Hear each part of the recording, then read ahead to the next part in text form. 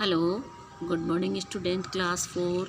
बेटा आज हम पढ़ेंगे चैप्टर 3 पीपल का पेड़। इस पार्ट में पीपल के पेड़ के महत्व के बारे में बताया गया है कि पीपल के पेड़ का क्या महत्व है। बेटा पीपल के पेड़ की लोग क्या करते हैं?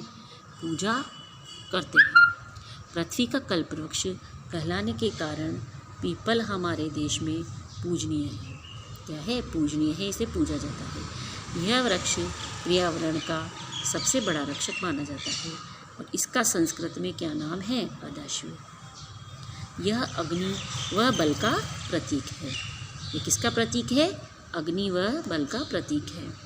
ऑक्सीजन का भरपूर दान देने के कारण यह शक्ति व बलयुक्त पेड़ है।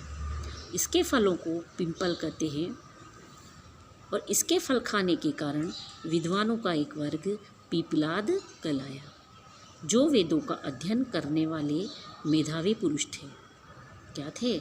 जो वेदों का अध्ययन करने वाले क्या थे? मेधावी मतलब तेज पुरुष थे। पुराणों में उल्लेख है कि पीपल स्वर्गलोक से आया वृक्ष है। पीपल कहाँ से आया है? स्वर्गलोक से आया हुआ वृक्ष है। इसको धरती पर लाने का श्रेय पीपलाद नामक युवक को है। पीपलाद ऋषि दधीचि का पुत्र था। पीपलाद किसका पुत्र था बेटा? पीपलाद ऋषि दधीचि का पुत्र था। उसका लालन पालन प्रकृति की गोद में हुआ था। वृक्ष उन्हें फल देते थे और पक्षी गाना सुनाते थे। वृक्ष क्या करते थे? वृक्ष उन्हें फल देते थे और पक्षी क्या करते थे? गाना सुनाते थे। और मधुमक्खियाँ क्या करती थी? शहद देती थी। मधुमक्खियाँ क्या करती थी? शहद देती थी। और नहाने के लिए झरने और खेलने के लिए हिरन के बच्चे उनके साथ होते थे। पीपलाद जब बड़ा हुआ तो उन्हें माता पिता को जानने की इच्छा हुई। पीपलाद जब बड़ा हुआ तो उन्हें क्या हुआ? उन्हें माता पिता को जानने की इच्छा हुई। उन्होंने वृक्ष से माता पिता के बारे में पूछा। वृक्षों ने उदास होकर उनके माता पिता के बारे में बताना शुरू किया कि तुम्हारे पिता ऋषि दधीचि थे और प्रतिथेयी तुम्हारी माता थी। तुम्हारे पिता कौन थे? ऋषि दधीचि थे और माता कौन थी? प्रतिथेयी तुम्हारी माता थी। वे हमेशा वृक्षों को प्यार करते थे और वृक्ष भी हर समय उनका ख्याल रखता था। तो पीपलाद ने कहा कि हे वृक्ष, आपने मुझे माता पिता का प्यार दिया है। पीपलाद ने क्या बोला कि हे वृक्ष, आपने मुझे माता पिता का प्यार दिया है और आपका यह ऋण मैं किस प्रकार चुका पाऊंगा? पीपलाद ने क्या कहा कि हे वृक्ष माता पिता, मुझे माता पिता का प्यार दिया है आप लोगों ने, तो मैं ये ऋण कैसे चुका पाऊंगा? तो पीपलाद की भोली बातें सुनकर सभी वृक्ष हंसने लगे। उन्होंने कहा कि पुत्र, हमारा काम ही लोगों की सेवा करना है। सभी वृक्ष हंसने लगे और क्या बोला कि हे पुत्र, हमारा काम ही क्या है? लोगों की सेवा करना है और बदले में हम कुछ नहीं लेते। तुम्हारे पिताजी ने हमें जो प्यार दिया है मैं वही तुम्हें लौटा रहा हूँ। तुम्हारे पिताजी बहुत बड़े तपस्वी थे और लोक कल्याण के लिए उन्होंने अपने शरीर का भी दान कर दिया। क्या बोलते हैं वो वृक्ष? कि बोलते हैं कि तुम्हारे पिताजी हमें जो प्यार दिया है हम तुम्हें वही लौटा रहे हैं। तुम्हारे पिताजी क्या थे बेटा? बहुत बड़े तपस्वी थे और लोक कल्याण के लिए उन्होंने अपने शरीर का भी दान कर दिया था। तो पीपलाद ने कहा कि हे वृक्ष, मैं भी माता पिता की तरह लोक कल्याण में अपना जीवन लगाना चाहता हूँ। मैं भी माता पिता की तरह लोक कल्याण में अपना जीवन लगाना चाहता हूँ। तो कृपया कर मेरा मार्ग प्रशस्त कीजिए, मतलब मुझे मार्ग दिखाइए। तो वृक्षों ने कहा कि आप दधीचि ऋषि के पुत्र हैं, उनका ही ध्यान कीजिए, वे ही कोई रास्ता दिखाएंगे और बतलाएंगे। यह बात सुनकर पीपलाद गहन तपस्या में लीन हो गए। यह बात सुनकर क्या हुआ कि वह गहन तपस्या में लीन हो गए। एक दिन तपस्या करते करते अचानक उसे नींद आ गई।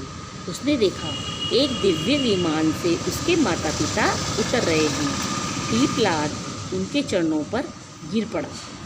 पीपलाद उनके क्या हुआ, चरणों पर गिर पड़ा और उन्होंने कहा कि पुत्र तुम धन्य हो, तुम्हारे जैसे पुत्र पृथ्वी पर कम ही पैदा होते हैं। तो पीपलाद बोला कि आप हमें कोई उत्तम उपदेश दें, मैं भी आपकी तरह लोक कल्याण में अपना जीवन बिताना चाहता हूँ। तो पीपलाद क्या बोलता है कि आप ही हमें कोई उत्तम उपदेश दें, मैं भी आप हमें कोई उत्तम उपदेश दें। तो पीपलाद बोला कि आप हमें कोई उत्तम उपदेश दें, मैं भी आपकी ही तरह लोक कल्याण में अपना जीवन बिताना चाहता हूँ। क्या बोलता है कि मैं भी आपकी तरह उत्तम क्या करना चाहता हूँ। पुत्र की बात सुनकर माता पिता का दिल भरा आया।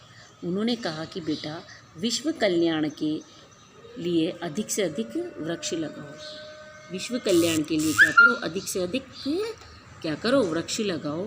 इतना कहकर उन्होंने स्वर्गलोक से लाया एक पौधा पीपलाद को दिया। उन्होंने क्या किया, स्वर्गलोक से लाया हुआ एक पौधा पीपलाद को दे दिया। इस घटना के बाद पीपलाद का जीवन ही बदल गया। उसने जंगल में भारी मात्रा में वृक्ष लगाए। पीपलाद ने क्या किया कि जंगल में भारी मात्रा में क्या किया, वृक्ष लगाए और इस तरह स्वर्ग के एक पौधे का उसने पूरे देश में विस्तार किया।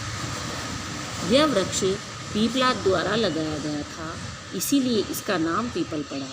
यह वृक्ष किसके द्वारा लगाया गया, पीपलाद के द्वारा लगाया गया था, इसीलिए इसका नाम पीपल पड़ा। तो यह वृक्ष दुनिया के अन्य सभी वृक्षों से ज़्यादा प्राण रक्षक है। वायु यानी ऑक्सीजन का संचार करता है। वृक्षों से ज़्यादा प्राण रक्षक वायु यानी ऑक्सीजन का संचार करता है।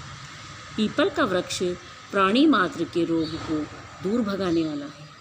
पीपल का वृक्ष क्या है, प्राणी मात्र के रोग को दूर भगाने वाला है।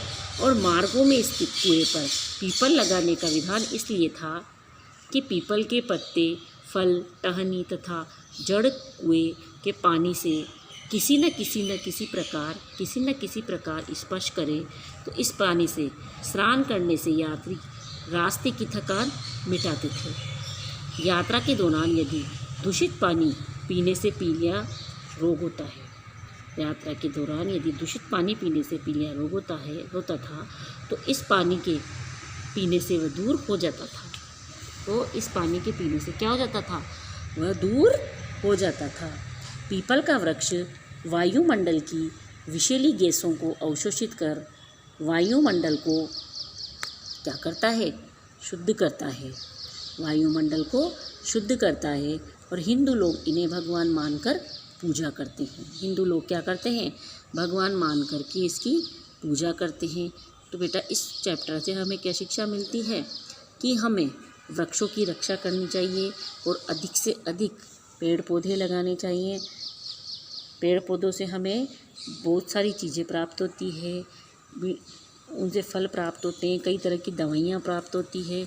इसलिए हमें पेड़ पौधों का ध्यान रखना चाहिए और पेड़ पौधे अधिक से अधिक मात्रा में लगाना चाहिए।